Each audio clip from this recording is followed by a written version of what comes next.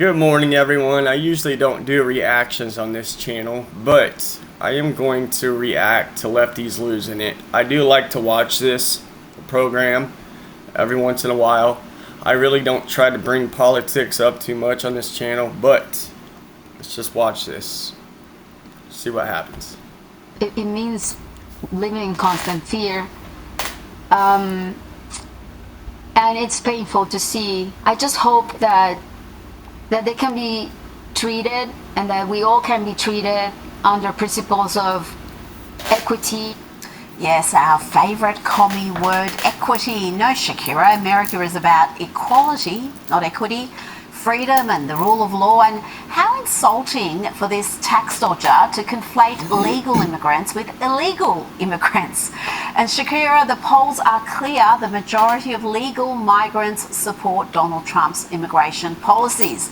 Now to another dim-witted celebrity, another singer here, and she's singing about how many abortions she's had. If only she could remember how many. Here is the pathologically awful Lily Allen. Abortions, I've had a few, but then again, could you imagine? I can't remember exactly how many. What, really? Singing about that. I mean, that to me is just disgusting. Whatever side of politics you're on, left or right, that is disgusting. That is a I human can't life. remember, yeah, I think maybe like, I want to say 5. And you're 4 or singing 5? about it being Yeah, I think about 5 braggadocious? too. Come on, guys. That's a Come on, let's do BBC better. That's podcast. crazy. The British taxpayers are funding that diabolical trash. Now let's stay in the UK. And BBC, you should be ashamed of yourself is in a fair bit too. of trouble after years of Criminy. Tyno rule. That's Tories in name only. They now have a hard left Labour government, and like much of the West, the young folk have been brainwashed by leftist ideology. They've been brainwashed to hate their own country.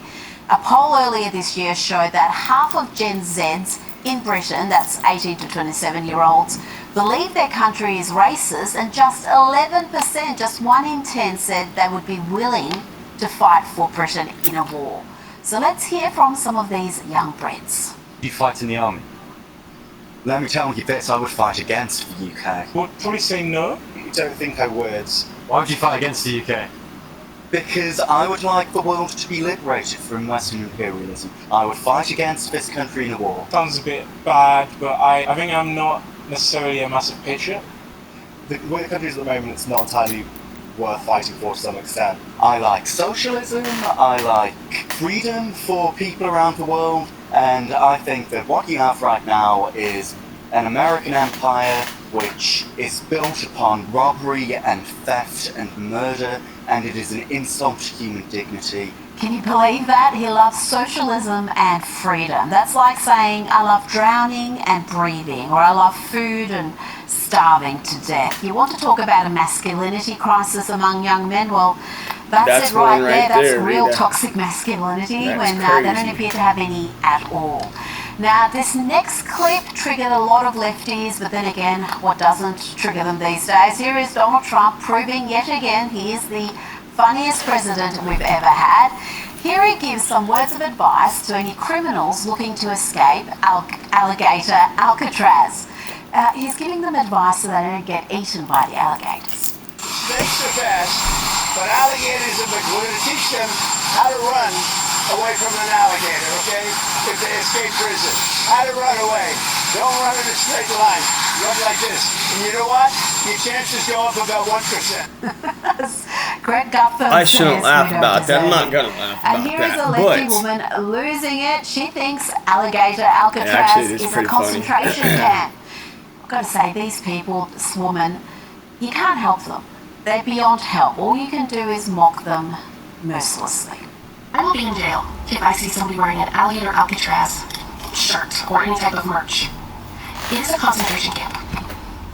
And using that language matters.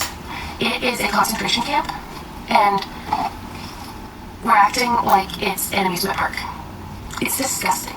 Now to a TDS sufferer who may be in remission. The jury's still out on that, but here is Bill Maher pointing out to his lefty audience that when it comes to crazy conspiracy theories, well, the left are repeat offenders. If you think there's only conspiracy theorists on the right, I can't tell you how many people came up to me around that time. Bill, don't you think that assassination attempt was staged? Staged. You know, walk me through how you could stage a bullet hitting just the tip of your ear. I agree with Bill Mars right there. Come on, guys. I mean, really, we can, yeah. Staging an attempted assassination is crazy to think.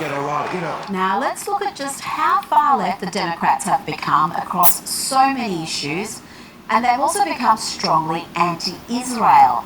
Zoran Mamdani isn't an aberration, he is the Democrats' future.